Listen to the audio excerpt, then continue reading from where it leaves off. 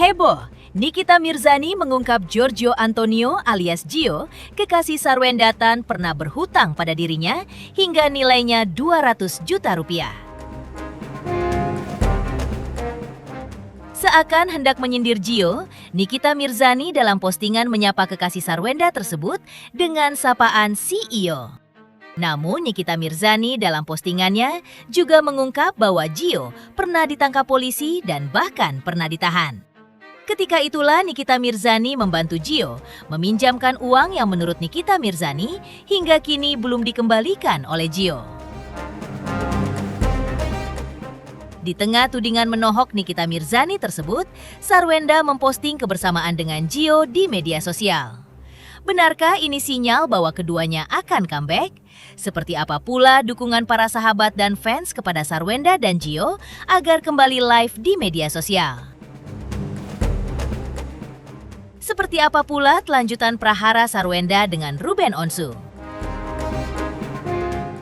Pemirsa, bersama Intens Investigasi, kami hadirkan kabar terkini, terpercaya, dan teraktual. Tetapi sebelumnya, jangan lupa untuk like, subscribe, dan juga share channel YouTube ini.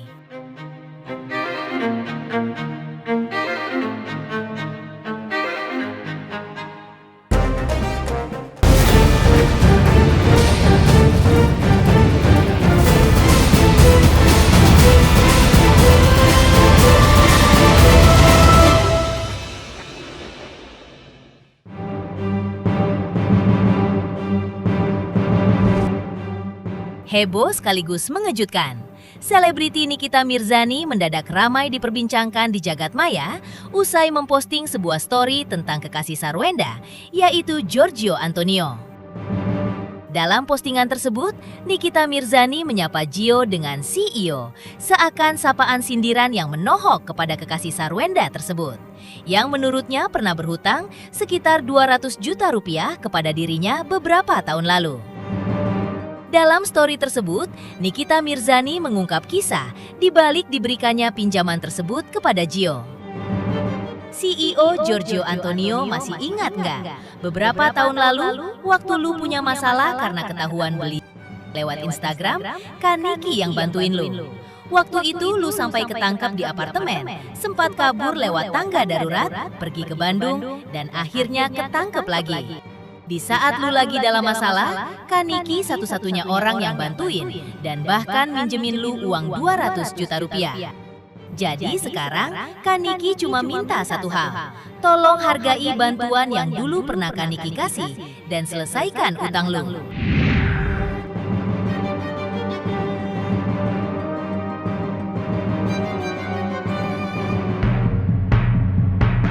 Tak hanya itu, Nikita Mirzani bahkan juga menyebut kekasih Sarwenda ini pernah ditangkap dan ditahan di Polda Metro Jaya. Hal itu disampaikan Nikita Mirzani yang kini mendekam di penjara untuk menjawab pertanyaan netizen terkait masa lalu Gio. Banyak yang tanya, Gio CEO alias pacarnya Sarwenda itu ditangkap dan ditahan di mana? Biar nggak simpang siur dan nggak muncul cerita dari berbagai versi, aku jawab sekalian ya. Gio ditangkap dan ditahan di Polda Metro Jaya. Jadi, buat yang dari tadi penasaran, sudah jelas ya informasinya? Nggak perlu lagi menerka-nerka ditangkap di mana atau bikin asumsi sendiri.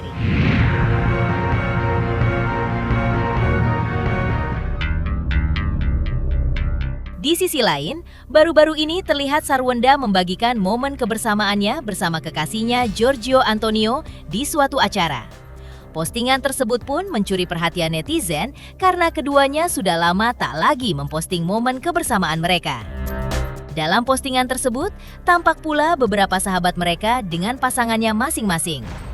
Benarkah postingan tersebut menjadi sinyal bahwa keduanya akan kembali tampil live di media sosial?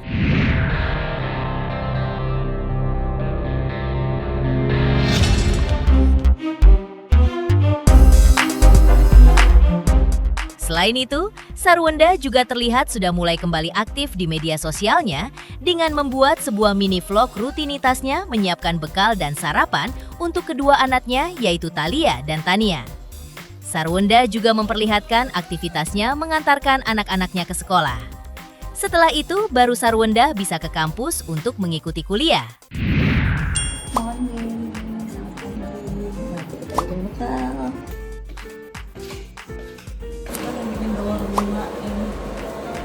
Sarapan telur hari ini bentuk bunga request anak-anak.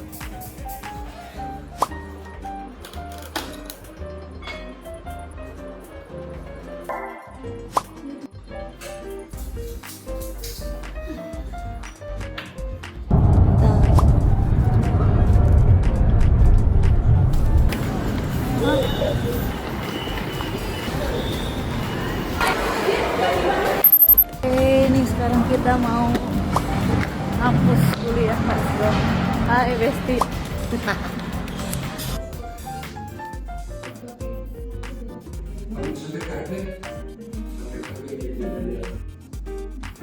Selesai hapus. Hari ini udah ya? Sekarang waktunya.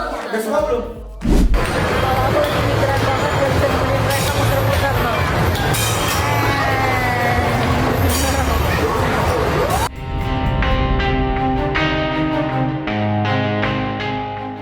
Di sisi lain, selebgram Tengku Zanzabella menyampaikan dukungan moralnya kepada Sarwenda dan Giorgio Antonio dalam pernyataannya di media sosial. Tengku Zanzabella menginginkan keduanya agar bisa live lagi di media sosial. Tengku meminta Sarwenda dan Gio agar tidak mempedulikan pihak-pihak yang tidak ingin keduanya tampil bersama lagi live di media sosial lantaran mereka kepanasan dengan hubungan asmara keduanya. Tengku meminta Sarwenda dan Gio tidak takut pada pihak-pihak yang menghendaki hubungan asmara keduanya retak ataupun buar. Tengku mengaku sebagai fans, dirinya dan teman-teman lainnya selalu mendukung Sarwenda dan Gio. Ada fenomena aneh yang terjadi di masyarakat, ya. Seorang narapidana atau terpidana Nikita Mirzani dan seorang TSK warawiri diberi panggung untuk mereka mencari nafkah. Yang terpidana mempromosikan film, yang TSK sibuk berjualan tanpa rasa malu, ya. Yang mereka serang adalah orang yang tidak mempunyai proses hukum atau orang yang bisa dikatakan tidak berkasus. Mereka menyuarakan untuk memboikot Gio. Lalu mereka mencari duit di sana dan berseliweran para fans-fansnya mereka. Kita jadi teringat pada saat Gio ini punya series ya, bannernya diturunin atas permintaan dan dukungan dari mereka atau teman-teman sindikat industri. Lalu hanya di platform TikTok kalian itu nggak diboykot, ayo live aja kalian Sarwenda dan Gio, matikan tuh cahaya mereka. Kenapa kita justru mengaminkan kemauan mereka untuk tidak menampilkan Sargio? Ayo live bareng aja ya. Yang membuat mereka kepanasan hari ini adalah hubungan kalian, couple-nya kalian.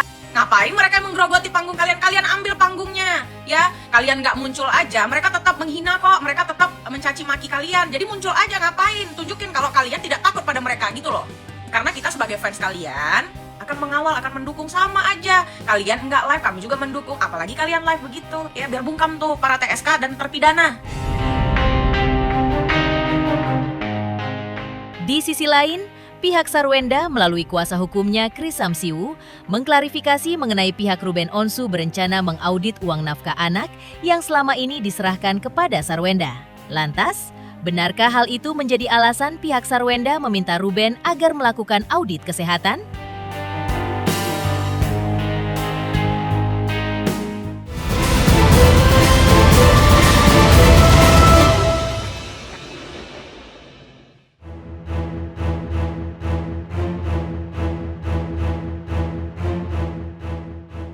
Di sisi lain, usai menjalani sidang kemarin, kuasa hukum Sarwenda juga turut menanggapi mengenai rencana audit uang nafkah anak dari pihak Ruben.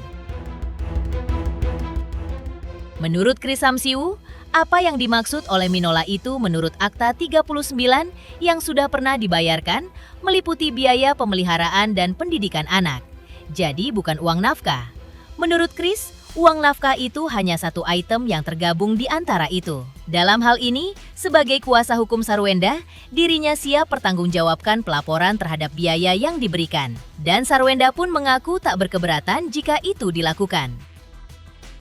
Karena itu, menurut pihak Sarwenda, apabila pihak Ruben Onsu ingin melakukan audit uang nafkah anak, pemeriksaan tersebut seharusnya melihat secara menyeluruh biaya yang telah diberikan, termasuk penggunaannya untuk kebutuhan pemeliharaan dan pendidikan anak.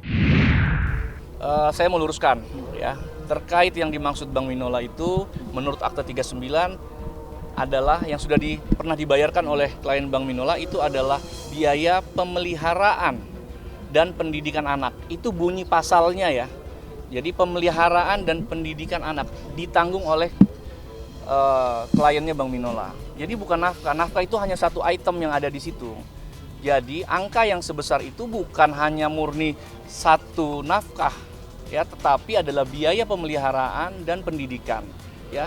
Kita siap untuk menyampaikan pertanggungjawaban pelaporan terhadap itu. Ya, saya pastikan sekali lagi kita siap menyampaikan pertanggungjawaban pelaporan terkait dengan biaya yang pernah diberikan. Tetapi harus dipahami, biaya itu bisa diserahkan pertama adalah ditalangi dulu oleh klien kami.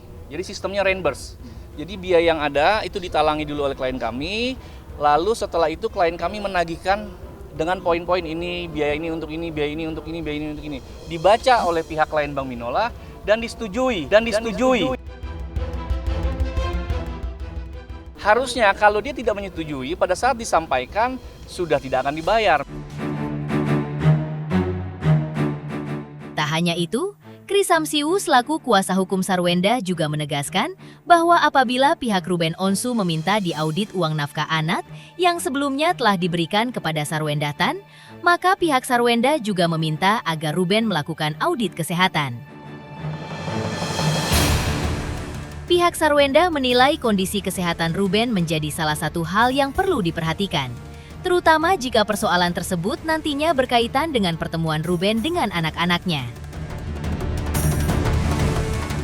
Karena itu, pihak Sarwenda ingin memastikan bahwa kondisi kesehatan Ruben nantinya benar-benar dalam keadaan baik ketika menjalankan perannya sebagai ayah dan bertemu dengan anak-anak. Menurut Kris Samsiu, jika transparansi mengenai keuangan untuk nafkah anak dianggap penting oleh pihak Ruben Onsu, maka kepastian mengenai kondisi kesehatan juga dinilai penting dari sudut pandang Sarwenda. Terkait dengan syarat ya? Syarat untuk bertemu dengan anak. Sebenarnya tidak ada syarat-syaratan ya. Yang ada adalah kewajiban dari orang tua untuk menjaga anak-anaknya dari apa? Dari hal-hal, dari situasi kesehatan yang baik, ya, hal-hal yang aman. Jadi klien kami dalam acara ulang tahun itu tidak pernah melarang. Bahkan kami bisa sampaikan chattingannya. Ya, jadi saya bicaranya adalah berdasarkan chattingan saja. Ini sudah disampaikan chattingannya ya. Untuk acara besok sudah aku siapkan bekal dan baju ganti anak-anak. Ya, artinya sudah diizinkan anak-anak. Yang kedua, ayah boleh kok dari tadi saya juga nanya lokasi dan jamnya supaya bisa diatur semua. Satu hal lagi ya, saya blok ya, saya sensor ya. Nah, penting buat sama-sama menjaga kesehatan anak-anak, jadi tenang dan nyaman melepas anak-anak. Semua sudah diiyakan, tetapi ada kewajiban orang tua untuk menjaga yang itu harus kita laksanakan. Ya. Nah, setelah itu ternyata belum bisa dilaksanakan ya. Dengan berat hati ya, memang pada saat kemarin tidak bisa hadir.